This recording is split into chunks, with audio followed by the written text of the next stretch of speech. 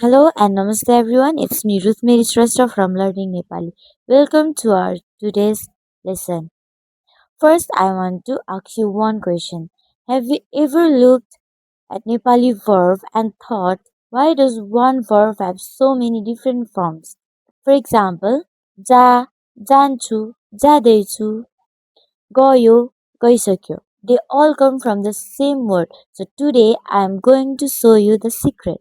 Once you understand this pattern, you'll be able to use hundreds of Nepali verbs without even memorizing every single of them. So now let's begin. The base verb is ja, which means go.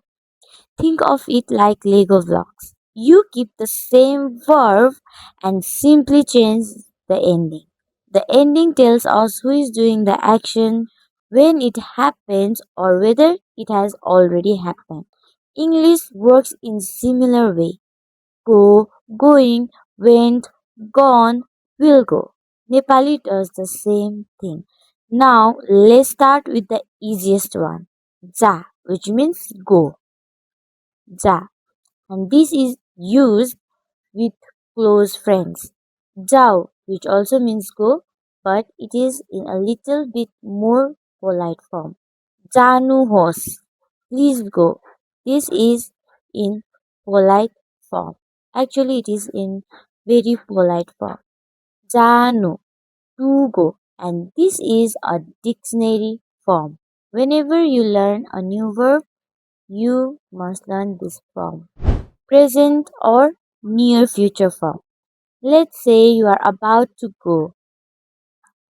जान्छु, जान्छु, which means I will go.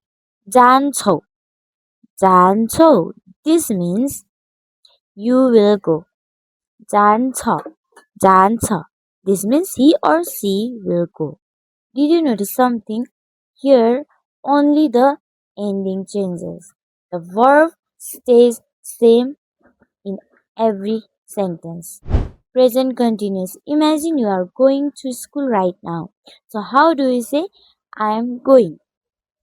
We say म जाँदैछु, म जाँदैछु, or you are going.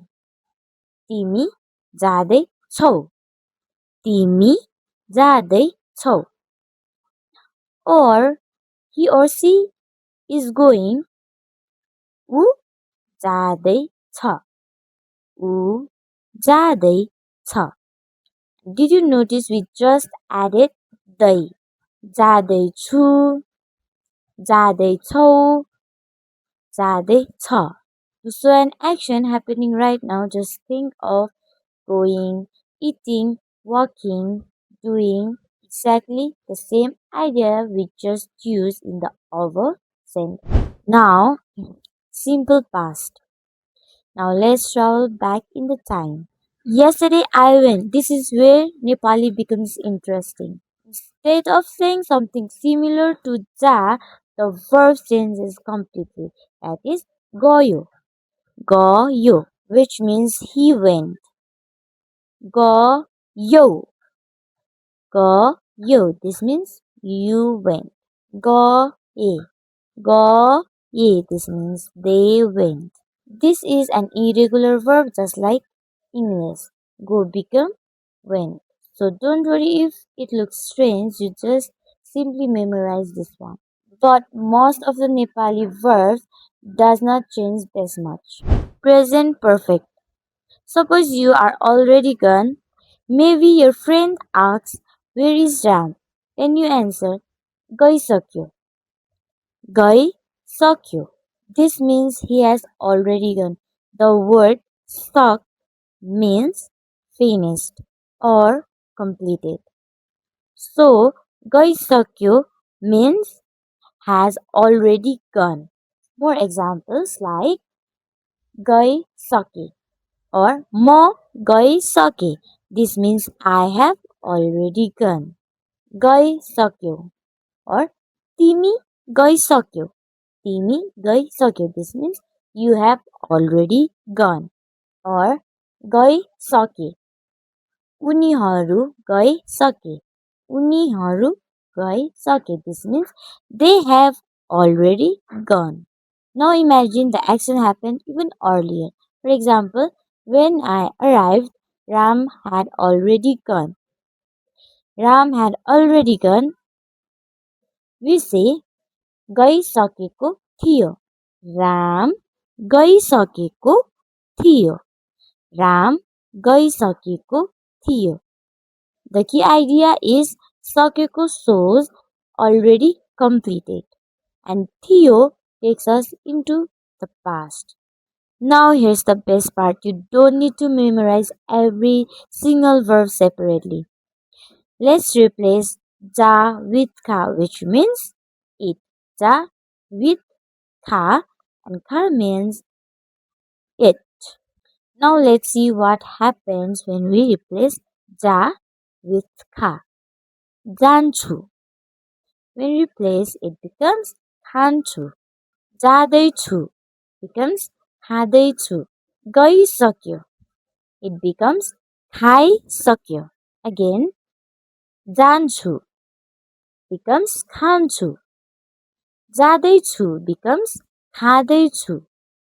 गइसक्यो becomes खाइसक्यो. Can you notice the pattern? The ending stays almost identical, only the main verb changes. That's why once you know and understand the pattern of one verb, then you can actually learn the pattern of the hundreds of verbs. Now let's do some practice. If ja becomes जान्छु, then what would kha become? Yes, the answer is खान्छु. खान्छु. If जाँदैछु means I'm going, then what does it mean? खाँदैछु. खाँदैछु. Yes, it means I am eating.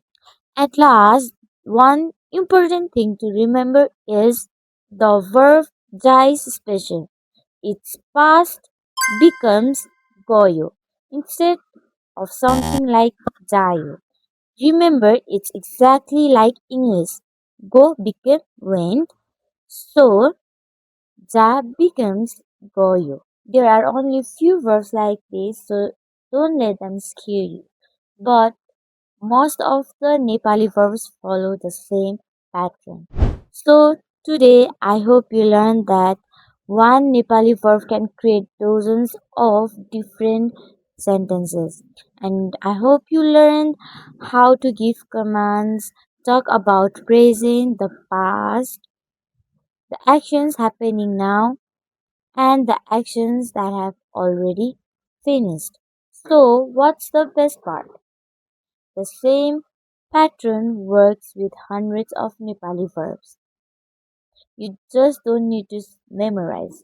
Just understand the pattern, then practice with different verbs.